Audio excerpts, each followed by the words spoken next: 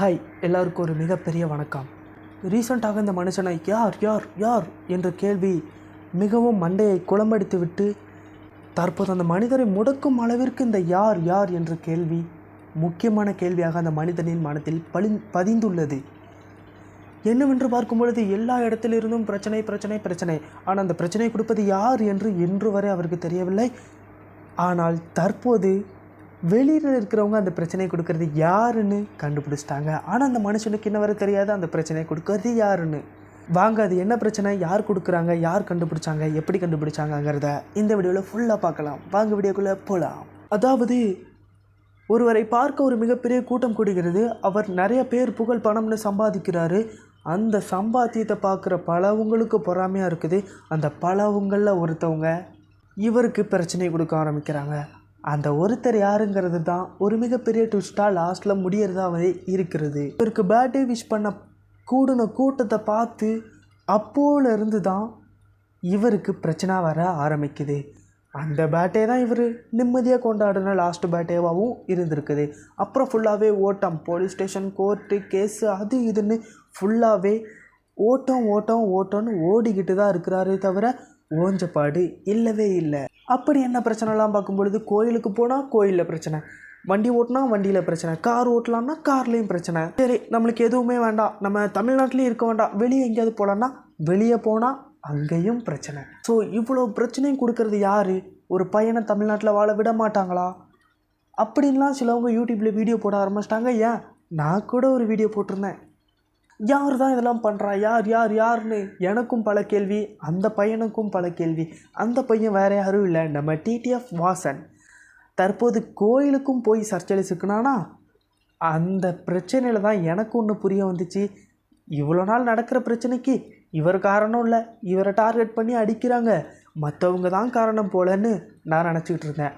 But இந்த விஷயம் நடந்த பிறகு எனக்கே புரியுது, வேறு யாரும் உனக்கு காரணம் இல்லை தம்பி, தவளை தன் வாயால் கெடும் அப்படிங்கிற மாதிரி நடக்கிற எல்லா பிரச்சனைக்கும் உன்னை தவிர வேறு யாருமே காரணம் கிடையாது. தம்பிங்களா, நம்மளுக்கு நேரம் சரியில்லாட்டி கொஞ்ச நாள் அப்படியே அமைதியாக இருக்கணும். ஆனால் நம்ம அதை பண்ண மாட்டோம். நேரம் சரியில்லையா, மறுபடியும் ஓடி ஏதாவது பிரச்சனையை பிடி, எங்கேயாட்டும் போவோம், ஏதாவது பண்ணுவோம் அப்படின்னு ஓடிக்கிட்டே இருக்கிறத விட கொஞ்சம் பிரேக் எடுத்துட்டு நெக்ஸ்ட் லெவல் ஸ்டார்ட் பண்ணலாம் அப்படின்னு நான் நினைக்கிறேன். ஸோ நானுமே ஃபஸ்ட்டு டிடிஎஃப் வாசனை பார்த்து நினச்சிருக்கிறேன், பாவம்ப்பா அந்த மனுஷன் பிரச்சனைக்கு மேலே பிரச்சனை கொடுத்துக்கிட்டே இருக்கிறாங்க அப்படின்னு தான் நினச்சேன். ஆனால் இப்போ தான் புரியுது, பிரச்சனைக்கு மேலே பிரச்சனை அவங்க கொடுக்கல, நம்மளாக போய் வாண்டடாக மாட்டுறோம், நம்மளை வச்சு செய்கிறாங்க, அவ்வளோதான். ஏங்க உண்மையை சொல்லுங்கள், நம்மளாக போய் வாண்டடாகவே மாட்டிக்கிட்டு இருந்தால் யாராவது விடுவாங்களா? நம்மளுக்கு ஒரு டைம் பாஸ் கிடச்சிடுச்சு, ஒரு நியூஸ் கிடச்சிடுச்சு, ஒரு கண்டென்ட் கிடச்சிடுச்சு, ஒருத்தரை போட்டு வறுத்தெடுக்கலாம் அப்படின்னு நினச்சி எல்லோரும் வறுத்தெடுக்க தான் ட்ரை பண்ணுறாங்களே தவிர இவருக்கு யாரும் சப்போர்ட் பண்ணலை, காப்பாற்றி விடவும் மாட்டாங்க. அட்வொகேட்லாம் வீடியோ போட்டு கிழிச்சு எடுக்காங்க. நியூஸ் சேனல் அதுக்கு மேலே ஒரு பக்கத்தில் அவங்களுக்கு டிஆர்பி ஏறிக்கிட்டு போகுது. டிடிஎஃப் வாசன் தற்போது எங்கே போனாலும் கால் வைக்கும் இடமெல்லாம் கண்ணி வெடிங்கிற மாதிரி பிரச்சனையில் தான் தலைவனுடைய வாழ்க்கையே ஓடிக்கிட்டு இருக்கு.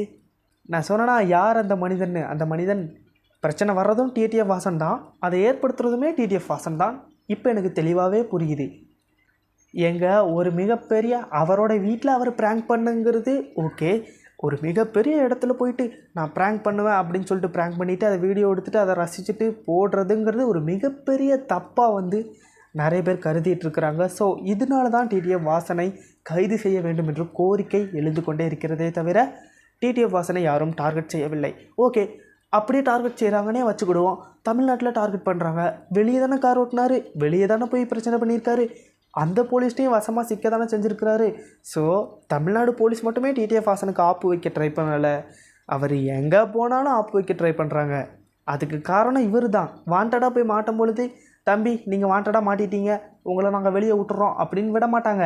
மாட்டிட்டேன்னா பிடிச்சி வச்சு மாவுக்கட்டு போடுற வரைக்கும் வச்சுட்டு தான் அவங்கள வெளியே அனுப்புவாங்க அப்படின்னு நான் சொல்கிறேன். முடிஞ்ச அளவுக்கு ஏதாவது பிரச்சனைகள் ஏற்படுதுன்னா அதிலேருந்து கொஞ்சம் தள்ளி இருங்க.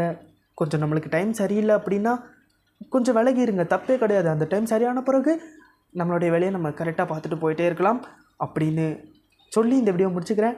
நன்றி, வணக்கம். இது மாதிரி உங்கள் ஸ்டோரியும் ஐம் பிரேம்குமார் அஃபிஷியல் அப்படிங்கிற ஒரு இன்ஸ்டாகிராம் ஐடி இருக்குது, அங்கே போய் சொன்னீங்கன்னா உங்கள் ஸ்டோரியை நம்மளுடைய சேனலில் சூப்பராக பார்க்கலாம். ஸோ எதுக்கு வெயிட் பண்ணிகிட்ருக்கீங்க? போய் உங்கள் லைஃப்லேயும் ஏதாவது ஒரு சூப்பரான ஸ்டோரி இருந்துச்சுன்னா போய் சொல்லிவிட்டு வாங்க. நான் அடுத்த வீடியோலேயே நம்ம சேனலில் சொல்கிறேன். பாய்.